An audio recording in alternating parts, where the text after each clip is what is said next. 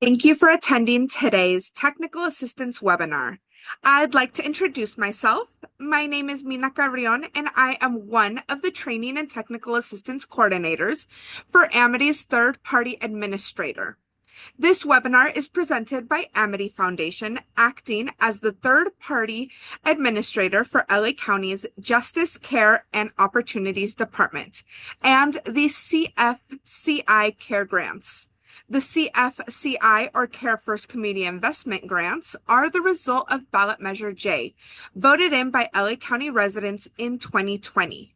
Care First Community Investment funds are intended to be invested directly into communities and alternatives to incarceration that address negative outcomes caused by racially driven criminal legal system inequalities and long-term economic disinvestment.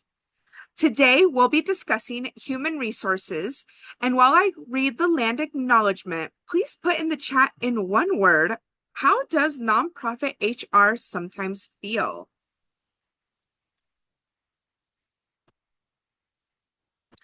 At Amity, we incorporate teachings that center the community before we begin our work.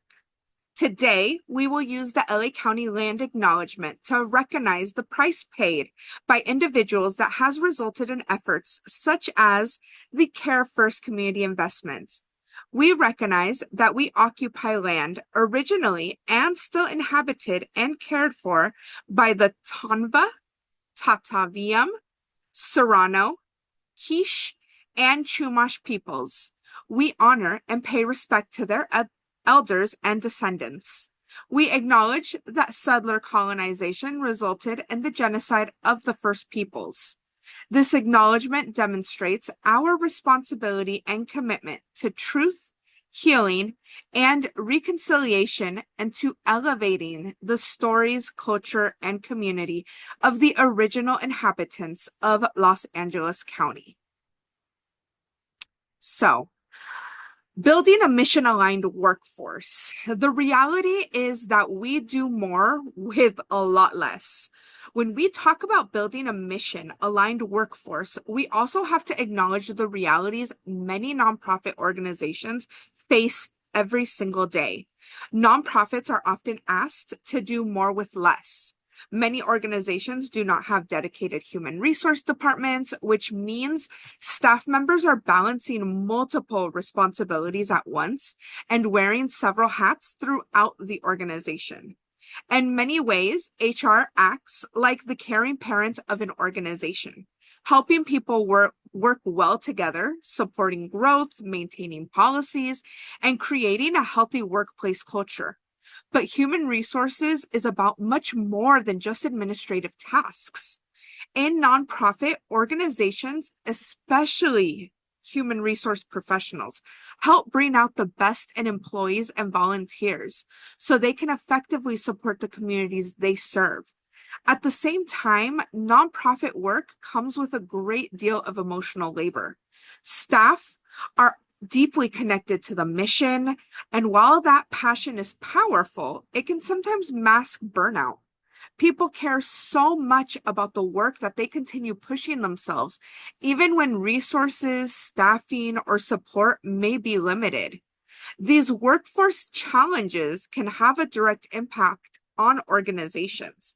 High turnover, communication barriers, limited training opportunities, and leadership capacity issues can disrupt services, affect team morale, and even impact funding continuality.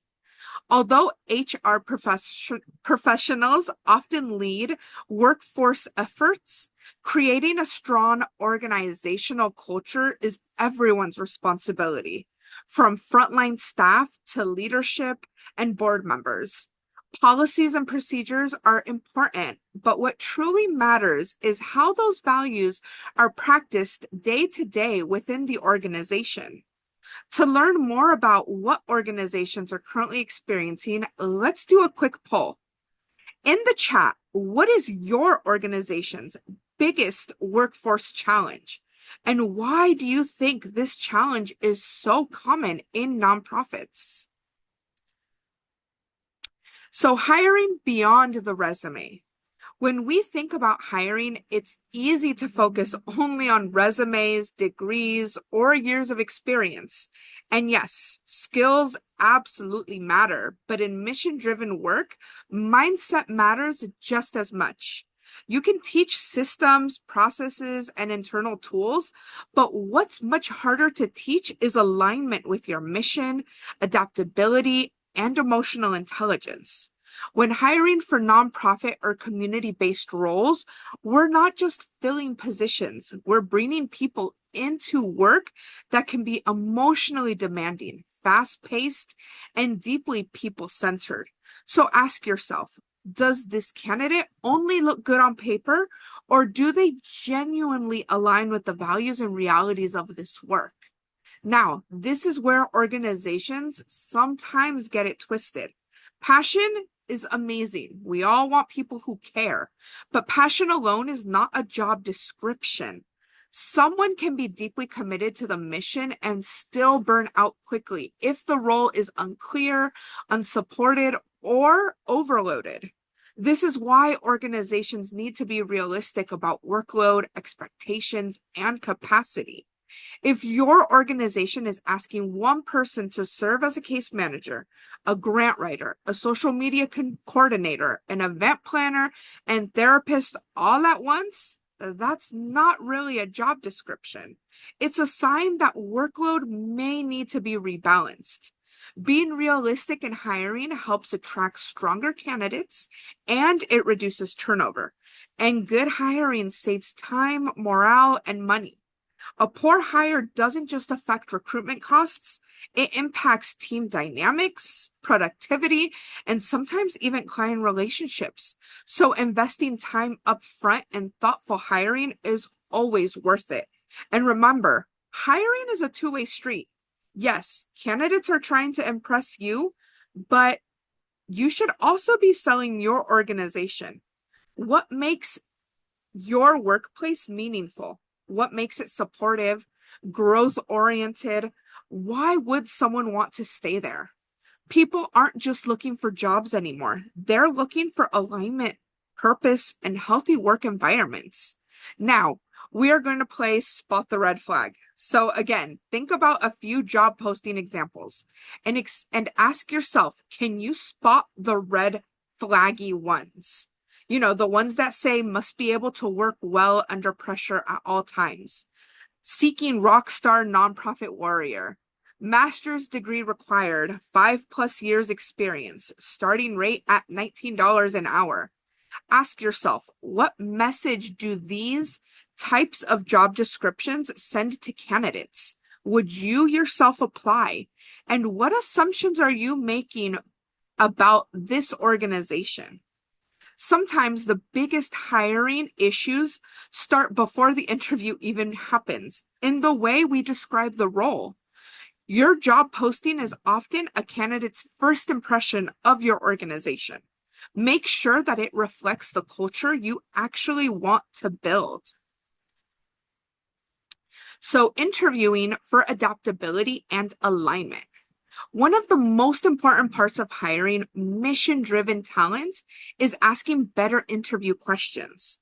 Nonprofits thrive when they are fueled by people who are not just skilled, but also connected to the organization's mission and values. Hiring the right people, especially leaders, plays a major role in both short-term success and long-term organizational impact. And this is where interview strategy really matters. A lot of interviews focus on hypothetical questions like, what would you do if? But behavioral questions often reveal much more because they ask candidates to reflect on real life experiences, real challenges, and real decision making. Past behavior can give insight into how someone communicates, how they collaborate, adapt, and handle pressure. But when interviewing for nonprofit and community-based roles, it's important to ask questions that explore adaptability, resilience, communication, and alignment with the mission. This work often involves limited resources, changing priorities, emotional situations, and teamwork across different personalities and departments. So your interview questions should reflect those real nonprofit realities. There are a few different types of strategic interview questions that organizations can use, such as career-oriented questions that help you understand a candidate's long-term goals and whether they see growth within the organization. Behavioral questions that help assess how a candidate's past actions align with the organization's values and working style. And situational questions help you understand how someone may respond to real or hypothetical workplace challenges. What's important is using these questions intentionally, not just as a checklist. Good interview questions help us understand how a candidate thinks, how they prioritize, how they solve problems, and how they navigate uncertainty or change. And when answers sound polished but vague, don't be afraid to ask follow-up questions. Sometimes the most valuable insight comes after asking, "Can you tell me more about that?" Here are a few examples of questions that help assess adaptability and mission alignment. Tell me about a time you had to work with limited resources. Describe a challenge team situation and how you handled it. What attracts you to mission-driven work? These types of questions help move the conversation beyond technical qualifications and into how someone will actually function within your organization and culture. And remember, hiring with purpose means prioritizing the mission alignment alongside the skills. People who feel connected to the mission are often more engaged, more collaborative, and more invested in long-term impact, not just the paycheck. So onboarding employees for success. So the first 90 days matter. When we talk about retention and building strong teams, onboarding is one of the most important and often overlooked parts of the employee experience. The first 90 days are a critical window for both employees and organizations. During this time, people are deciding whether they feel supported, connected, aligned with the organization's culture and mission. In many ways, employees decide very early on whether they like or whether they feel like they truly belong. And unfortunately, poor onboarding can significantly increase turnover.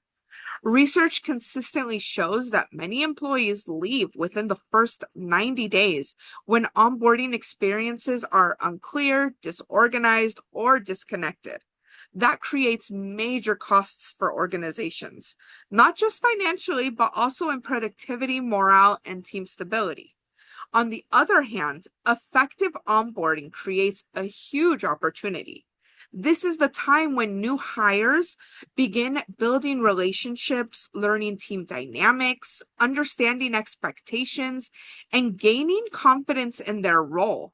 The experiences and habits formed during these first few months often shape an employee's entire experience within the organization.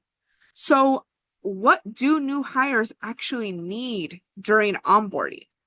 They need clarity, connection, and support. Clarity means understanding their role, responsibilities, priorities, and expectations from the beginning. Setting smart goals and creating clear direction helps reduce uncertainty and confusion. Connection is also critical. Employees who do not feel connected to their team or leadership within the first couple of months are far more likely to disengage. Building relationships through regular check-ins, mentorship, and team interaction helps employees feel welcome and included. And finally, employees need support. Strong onboarding goes beyond day one orientation. It includes ongoing communication, feedback, structured 30, 60, 90-day milestones, and opportunities for continuous learning and growth. Another important piece of onboarding, especially in the nonprofit world, is mission immersion. New employees should not only understand what the organization does, but why the work matters. Sharing stories involving leadership and connecting employees to the impact of the mission helps transform someone from a new hire into a committed contributor. It's also important to give employees space to observe and learn the organization's culture before expecting them to fully jump in. Sometimes new hires feel pressure to prove themselves immediately. But onboarding should help people build confidence gradually rather than overwhelm them with unrealistic expectations. Another mini thinking activity I want you to do is I want you to reflect on this for one moment. Think about the best onboarding experience you've had and what made that effective. Go ahead and type your responses in the chat. So people don't leave missions, they leave exhaustion. So one of the hardest truths organizations have to face is this. People usually do not leave because they stop believing in the mission. They leave because they are exhausted, especially in nonprofit and mission-driven work. People care deeply about what they do. They believe in the impact, they believe in the community, and they want to make a difference. But passion alone cannot sustain someone who is emotionally, mentally, and physically depleted. Burnout is often misunderstood as an individual problem, like someone who just needs better time management, more resilience, or more self-care. But burnout is not just an individual issue. Workplace systems, leadership styles, workload expectations, and organizational culture all contribute to stress and exhaustion. When organizations normalize constant urgency, excessive workloads, understaffing, or an always on mentality, people eventually hit a breaking point. And sometimes burnout gets mistaken for a lack of commitment. But burnout is not a lack of calling. It is chronic exhaustion that creates emotional detachment, reduced performance, frustration, and eventually disengagement. You can absolutely love your work and still feel forced to leave because you are running on empty. One of the biggest contributors is one of the biggest contributors to turnover is culture and leadership. Research constantly shows that people often leave managers, not missions. Micromanagement, lack of support, poor communication, unclear expectations, and toxic workplace dynamics all increase burnout and retention challenges. And in many organizations, there's an unspoken pressure for employees to stay out of loyalty or guilt because the mission is important. But that creates what some call high functioning burnout, where top performers continue pushing themselves until they eventually snap or quietly leave. So if organizations truly want to improve retention, they have to focus on sustainability and not just a passion. Retention is tied directly to leadership, workplace culture, recognition, and flexibility. People want to feel respected, appreciated, supported, and trusted. Recognition matters, flexibility matters, healthy boundaries matter. Rest should not be treated like a reward people earn only after overworking themselves. Rest is part of the sustainability. It's part of protecting people's ability to continue doing meaningful work long term. This also means organizations need to move beyond simply telling employees to manage stress better. Real retention strategies involve fixing the systems that create exhaustion in the first place. Things like unrealistic workloads, poor staffing structures, lack of autonomy, constant crisis management, and insufficient support. And leaders play a huge role in this. Strong leaders don't just measure productivity, they pay attention to energy levels. They pay attention to the morale, the engagement, and signs of burnout before employees reach a breaking point. If we want employees to stay connected to the mission, we have to create environments that fuel people rather than drain them.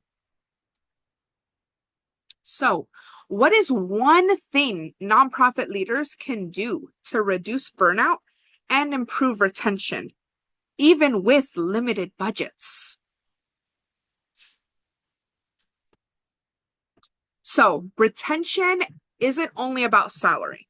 I know a lot of times we think this, but when organizations think about retention, salary is usually the first thing that comes to mind, right?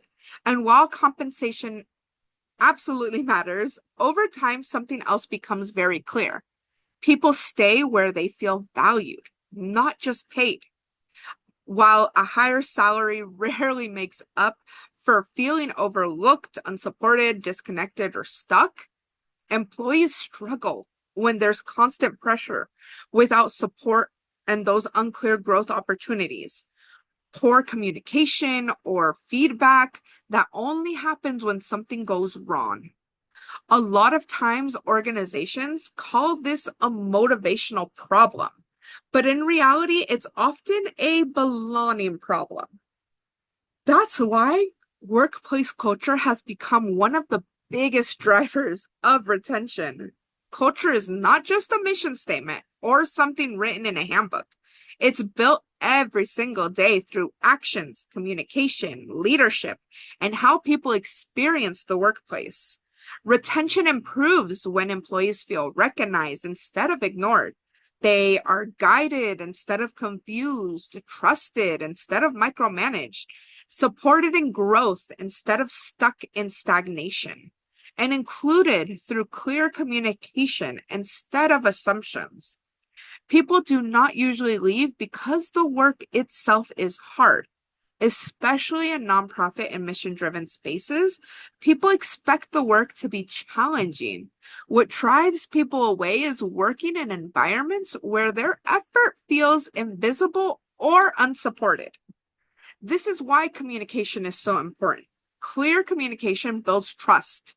Employees want transparency, consistency, and leadership that keeps them informed and connected rather than guessing what's happening. Recognition also matters more than many organizations realize. People want to know their work matters. Recognition doesn't always have to be financial. Sometimes acknowledgement, appreciation, flexibility, or opportunities for growth can have a huge impact on morale. And flexibility has become a major part of retention conversations. And that's whether it's flexible scheduling, remote options, workplace balance, or simply respecting boundaries. Employees are increasingly prioritizing workplaces that support sustainability and well-being. Another important piece is growth. Staff need opportunities to learn, contribute, and see a future for themselves within the organization. When employees feel stagnant or unsupported professionally, retention becomes much harder. At the end of the day, long-term retention is not created by contracts alone. It's created by culture. The question every organization has to ask is, are we building a place people genuinely want to be a part of? Now, to give other ideas, I want us to share in the chat because there's a lot of wisdom in this room. What is one thing your organization does well for employee morale? Sometimes the strongest retention strategies are not the most expensive. They're the most intentional. And when people feel supported, appreciated, trusted, and connected to the culture, they're far more likely to stay, grow, and contribute long term. So, growing people from within. When we invest in developing our people, we're not just improving performance, we're building future leaders, strengthening culture, and creating long-term sustainability for the mission.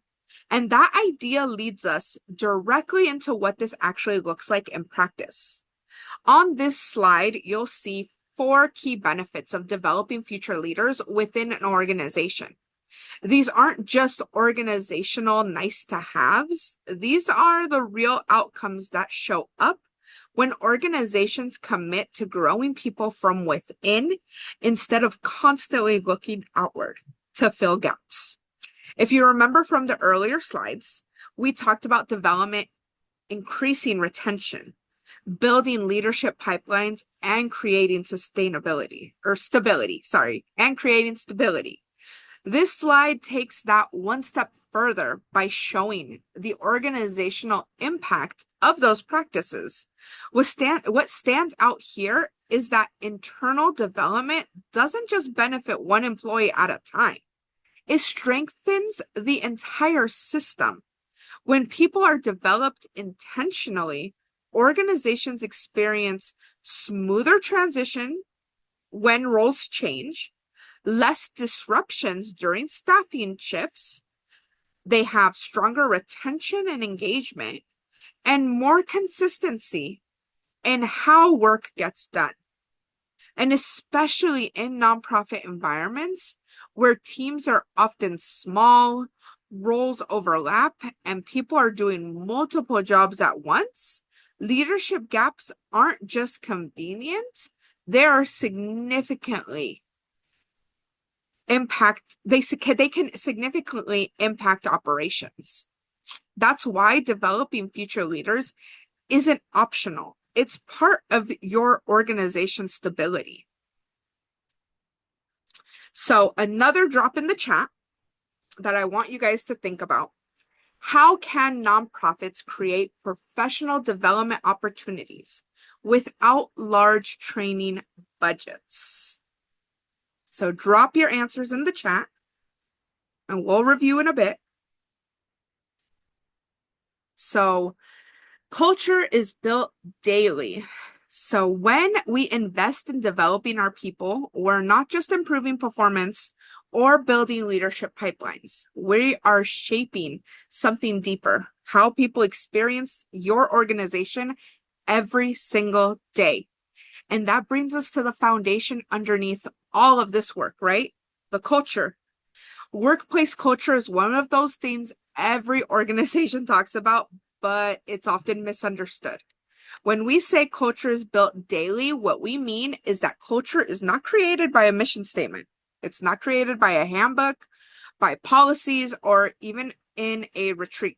It is shaped in real time through everyday interactions, decisions, behaviors, and how people treat one another in the moment. If you think back to one of our earlier discussions about growing from within, we talked about development, coaching, and leadership pipelines. This is where that connects directly, because the way you develop your staff internally is also the way you shape your culture externally. Culture shows up in communication. It shows up in the tone, the clarity, the responsiveness, and the respect. It shows up in feedback, conflict, and whether people feel heard or ignored. And in nonprofit environments, those small moments matter a lot more than people think. Employees also notice quickly when there's a gap between what we say and what they experience, right? So when values like respect, collaboration, or transparency are stated, but not lived consistently, trust doesn't just break instantly, it erodes over time. And that's why transparency matters. Because culture is not built in big moments, it is built through repetition. So when we talk about strengthening nonprofits, we can't separate these ideas. Developing people and building culture are not two different strategies. They are the same system working together. And both are built one day at a time, one interaction at a time. So healthy missions require healthy teams.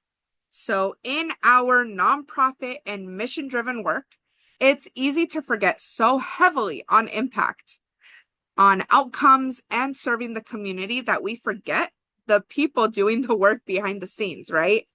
So human resources is not separate from the mission. It is a part of the mission. The way we hire, the way we onboard, the way we support, develop, and retain staff directly impacts the success and sustainability of the organization. So when HR is strong, the mission is strong. Small changes create major impact. Improving workplace culture doesn't always require massive restructuring. Sometimes the biggest changes come from small, consistent actions. Clear communication, better recognition, more intentional onboarding, and stronger leadership habits. Small shifts in behavior can create major improvements in retention and morale. Invest in people intentionally. People are not just resources, they are the foundation of your mission. When organizations invest intentionally in staff development and their well-being and support systems, they will create stronger, more engaged teams that are better equipped to serve the community. Sustainable nonprofits require sustainable workplaces, and that long-term impact is only possible when the workplace itself is sustainable. That means addressing burnout, supporting emotional resilience, encouraging communication, and building a culture where people can thrive, not just survive. So as you move forward, remember this: take care of your staff, and the mission will take care of itself. So one HR practice I want to improve on is, so as we wrap up today's session, I want to shift us from reflection into action. We talked a lot about hiring, onboarding, retention, culture, leadership, but real change happens when we take these ideas back into our organizations and apply them into practical ways. Because at the end of the day, awareness without action doesn't move the mission forward.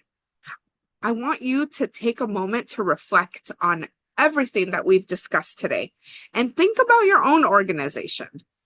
One HR practice you want to improve is, one thing your organization needs to stop doing is, as you're thinking about your responses, consider what would actually make your workplace healthier. What is one change that could improve staff experience right away? What is something small but meaningful that could shift your culture? Again, this is not about perfection or overhauling everything at once. It's about identifying one intentional step that moves your organization toward a healthier, more sustainable workplace. All right. So thank you so much for your time. If you guys have any questions, comments, concerns, drop them in the chat or email us at tpata@amityfoundation.org. We hope you have an amazing day and that you enjoyed this webinar. All right. Have a fun and fabulous day again. Bye.